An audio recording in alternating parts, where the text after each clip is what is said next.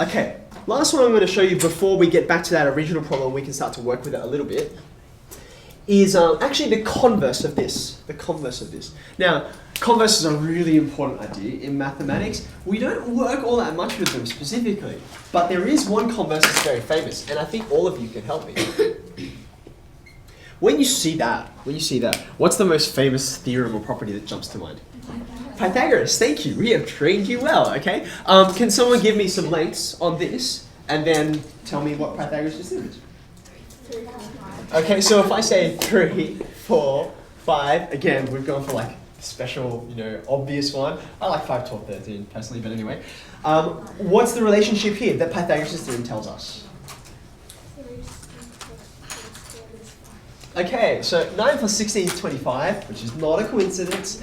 The sum of the squares of the shorter sides equals the square of the hypotenuse. Yes? Okay, now that's Pythagoras' theorem. So we would write it like this. This is the standard way to write it. Okay, now Pythagoras' theorem has a converse, right? It has a converse. It's the opposite of this statement. What's the opposite of that statement? Okay, so I could write this. At the moment, this is stated so that I can find what the hypotenuse is. So that's kind of the subject of the formula, right? I could write it like this if I wanted.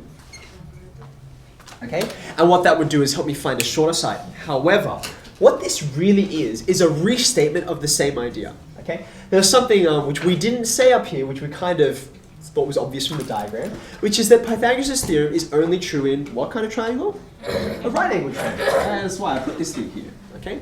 Now, therefore, the idea is, okay, what you know is its right angle. Therefore, what you can conclude is something about the sides and how they relate to each other. Okay. A converse takes that and it goes completely in the opposite order. So it's not still talking about sides anymore. It's saying, okay, rather than knowing that the angle is a right angle, and therefore saying something about the sides. Good morning, take a seat. It goes the other way. It says, well, okay, if you know something about the sides, then you can know there's a right angle there. Does that make sense? Okay, so we use this, we say, oh, okay, here's a triangle, and it looks a bit wonky or something like that, and we say something like this. We say, is it right angled or not? Okay, and so you have to test this out. You look at the numbers, you square them, and you're like, cool, it works.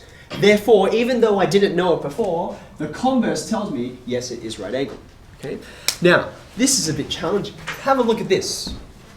This is saying, if you have these parallel lines, you've got the same base, therefore, you're going to have the same area. Does that make sense?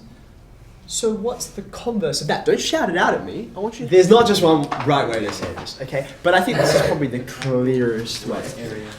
As I said, I thought it would be helpful if we drew an actual diagram, okay? Now you'll notice, remember I said, okay, here, number one, here's the property, here's the converse, okay?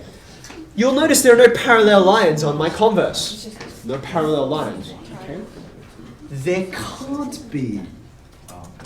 And here's why. Think about this, right? This starts from the idea that there must be parallel lines. That's the basis, right? Just like this starts from the fact that there's a right angle in the triangle, okay?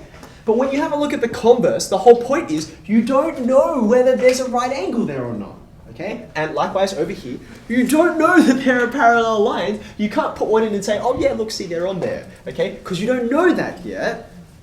That's what you started with over here. But it has to be what you end with over here, or something similar, okay? So here's the way I'm going to say it. Over here, I said, let's actually put some labels. So come back to this first property, and let's put some lines on here, some names. So if I call these two lines A, B, and C, D, and I've got some areas here, A1, A2, A3, okay? I guess the way we would say it over here is that if you have these parallel lines, right, then all the areas are equal, right?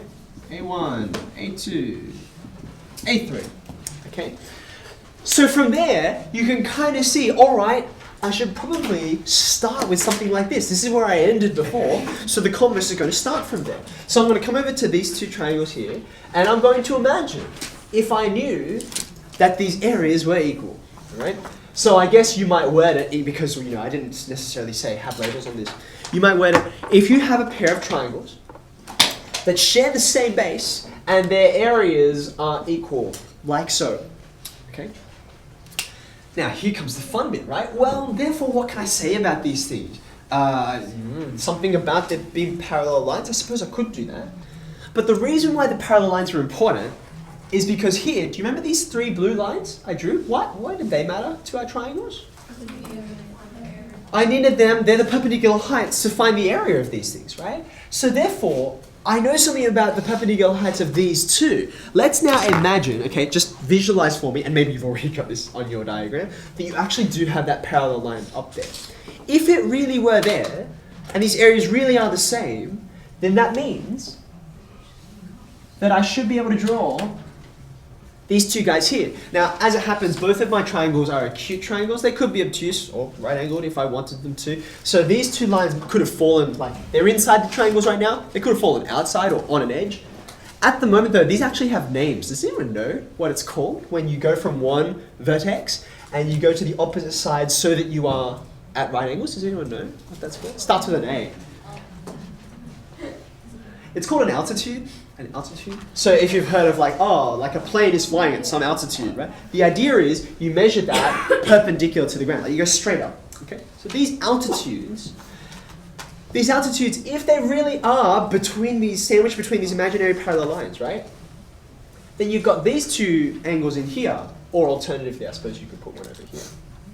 Now, if you've got two lines, right, and you can say it either way, that their corresponding angles are equal, or in this case, their co-interior angles are supplementary, then what do you know about the two lines? They're parallel, aren't they? Right? So in fact, the converse of this is actually not about these guys, because those don't exist on my diagram, right? I don't have any of these lines.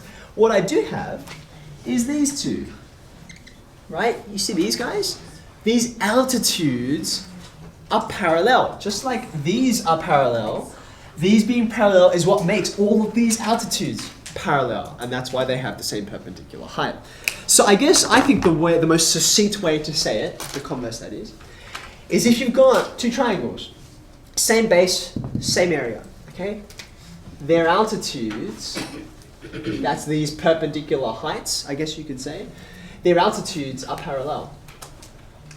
That's probably the nicest, cleanest way to say it. Like I said, that's not the only way to say it, but this certainly implies this parallel line business. Just, it's nicer because there aren't the parallel lines there that I didn't know were there before.